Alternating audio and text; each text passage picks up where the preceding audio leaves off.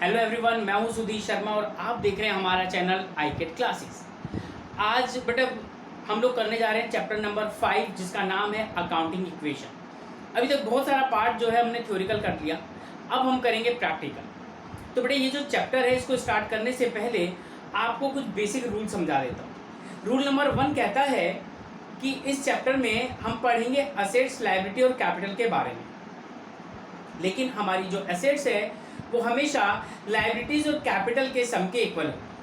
यदि ये equation balance नहीं है, यानी कि लेफ्ट हैंड साइड और राइट हैंड साइड इक्वल नहीं है, इसका मतलब है कि हमने कुछ गलती की।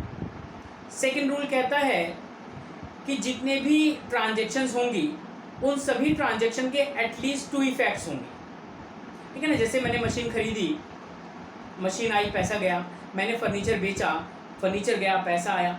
इस तरीके से हर ट्रांजेक्शन के एटलीस्ट 2 इफेक्ट्स होंगे। रूल नंबर 3 कहता है कि हमारे बिजनेस में जितने भी एक्सपेंसेस, जितने भी लॉसेस होंगे, जितने भी एक्सपेंसेस या जितने भी लॉसेस होंगे वो सभी एडजस्ट होंगे हमारी कैपिटल से, यानी कि उससे डिडक्ट होंगे, और जितने भी हमें गेन या इनकम होंगी यानी कि प्रॉफिट, वो हमारी कैपिटल में ऐड हो जाएगी। बस इन 4 रूल्स के ऊपर हमारा पूरा अकाउंटिंग का चैप्टर है। तो यानी कि ये चैप्टर बड़ा इजी है। इन 4 रूल्स के बाद तो कुछ बचता ही नहीं है, बहुत आसानी से आप इस चैप्टर को कर लेंगे। अभी मैं आपको एक क्वेश्चन करवाता हूँ, उस क्वेश्चन को मैं पूरे फॉर्मेट के साथ कराता हूँ ताकि आपको क्वेश्चन भी समझ में आ जाए और फॉर्मेट भी समझ में आ जाए, ताकि आप उसको उसी तरीके से सॉल्व कर सकें। चलिए स्टार्ट करते हैं हमारा क्वेश्चन। सबसे पहले देखिए आपके सामने है फॉर्मेट। सबसे पहले मैंने एसेट्स लिखी है बिल्कुल बीच में, वो मैंने बिल्कुल बीचों बीच क्यों लिखा है वो भी आपको पता लग जाएगा। और एसेट्स का कॉलम बड़ा है, फिर है लायबिलिटी प्लस कैपिटल। हम इसको कैपिटल प्लस लायबिलिटी भी कर सकते हैं और केवल इक्वल्स टू लायबिलिटी लेके भी चल सकते हैं। देखिए पहली ट्रांजेक्शन क्या है, business started with cash.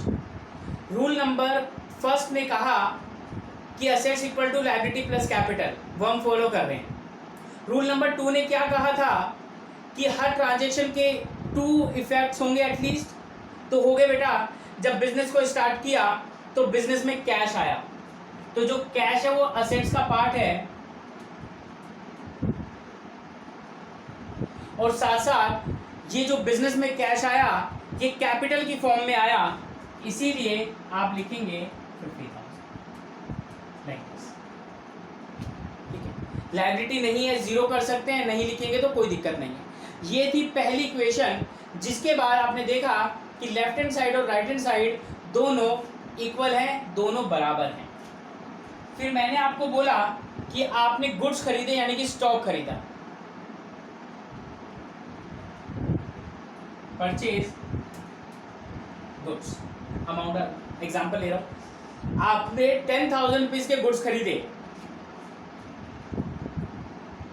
10,000 rupees आप कैश में से माइनस करेंगे।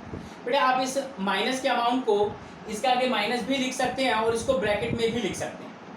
लेकिन बेटा ये जो खर्चा हुआ है, जो पैसा गया है, ये मैं कैपिटल में से माइनस नहीं करूंगा जैसे रूल नंबर 3 ने बताया, क्योंकि ये जो मेरे पास से पैसा गया है, मेरी एसेट्स कम हो गई, लेकिन उसके बदले में मेरे पास स्टॉक भी आया है।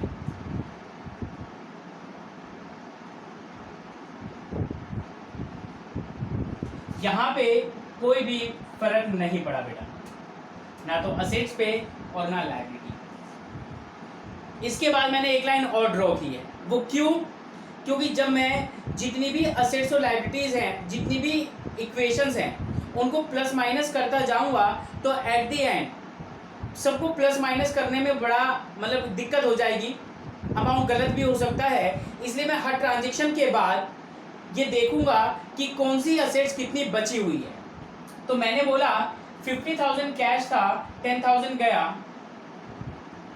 40,000 बचा हुआ है, स्टॉक 50,000 है और लायबिलिटी कुछ भी नहीं है और कैपिटल है 50,000।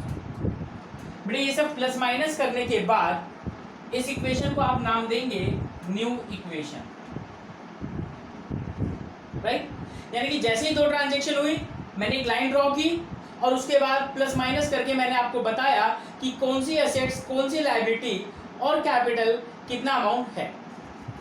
फिर मैं आपको एक और एग्जांपल लेके बताता हूँ, परचेज गुड्स ऑन क्रेडिट। यदि यही 10,000 रुपीज का स्टॉक आपने क्रेडिट में खरीदा होता उधार, तो बेटे जब भी उधार की ट्रांजैक्शन होती है तो कैश पे कोई फर्क नहीं पड़ता। लेकिन अरे मैंने यहाँ गलत किया ना बेटा, सॉरी, मैंने 10,000 का एग्जांपल है, यहाँ 50 क्यों किया, 10,000 है। फिर 10,000 का स्टॉक खरीदा तो स्टॉक में रख दिया, स्टॉक प्लस हो गया। लेकिन ये मैंने उधार में खरीदा है, तो जब भी हम उधार में खरीदते हैं तो हमारी लायबिलिटी बनती है। तो आपने 10,000 लायबिलिटी में प्लस करके दिखाया कैपिटल 0।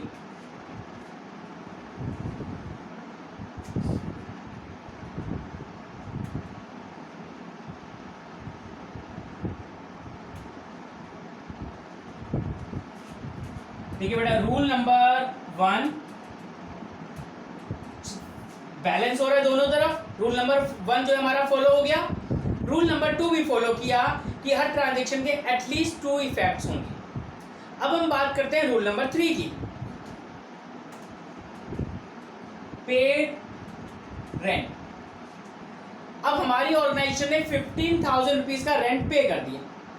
तो बेटा जब भी अभी हमने पढ़ा था, जब भी एक्सपेंसेस की बात होगी तो वो हमारी कैपिटल में एडजस्ट होगा। लेकिन जब आपने पे किया तो आपका कैश तो गया,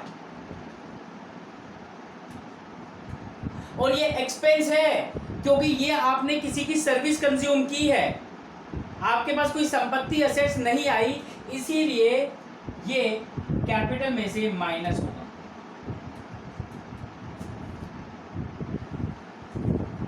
सामने तो बेटा मैंने प्लस लगाया है, लेकिन ब्रैकेट लगाया है, इसका मतलब ये नेगेटिव है। तो ना तो हमारे स्टॉक पे कोई फर्क पड़ा और ना हमारी लायबिलिटी पे।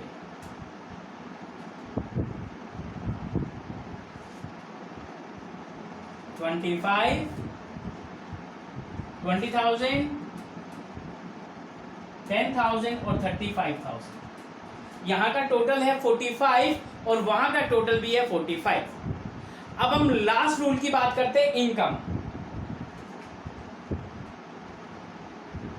कमीशन रिसीव, हमें 5,000 रुपीज का कमीशन मिला। तो बेटे जब कमीशन मिला तो मैंने कैश रिसीव किया, कैश इंक्रीज हुआ, स्टॉक पे कोई फर्क नहीं पड़ा, ये हमारी इनकम है। और रूल नंबर 4 ने हमें बताया था कि जो भी आपकी इनकम होगी वो हमेशा कैपिटल में प्लस हो जाएगी। तो चलिए आइए फाइनल 5th एग्जाम्पल के बाद देखते हैं कि हमारी जो न्यू इक्वेशन है क्या वो बैलेंस हुई है। 30,000 प्लस 20, यानी कि असेट्स जो कॉलम है वो आपको दिखा रहा है कि टोटल हमारे पास असेट्स है 50। वहां देखते हैं 10,000 plus 40,000। Right hand side liabilities plus capital कहते हैं कि भाई हमारा सम भी है 50, यानी कि हमारी अभी तक की इक्वेशन बिल्कुल करेक्ट है। तो बड़े ये था एक छोटा सा एग्जाम्पल। फर्दर वीडियोस में हम और कुछ क्वेश्चंस की बातें करेंगे। आज की वीडियो में केवल इतना ही, बेसिक कॉन्सेप्ट विद एग्जाम्पल आप दोबारा से देखिएगा। कोई दिक्कत आती है तो आप हमें कमेंट्स भी कर सकते हैं।